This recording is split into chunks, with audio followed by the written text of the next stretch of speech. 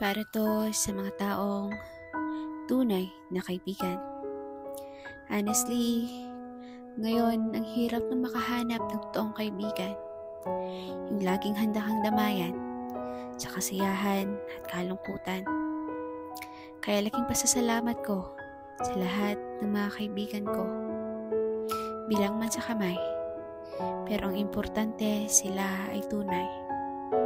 Na kahit may sariling iniintindi, andyan pa rin nakikinig sa aking mga sinasabi. Hindi man tayo laging magkausap, hindi laging magkasama, pero pagka nagkita-kita, parang mga palaka. Salamat kaibigan. Sana huwag kang magbago. Sana masaya ka bilang kaibigan ko. Kasi deserve mo rin ang kaibigang totoo.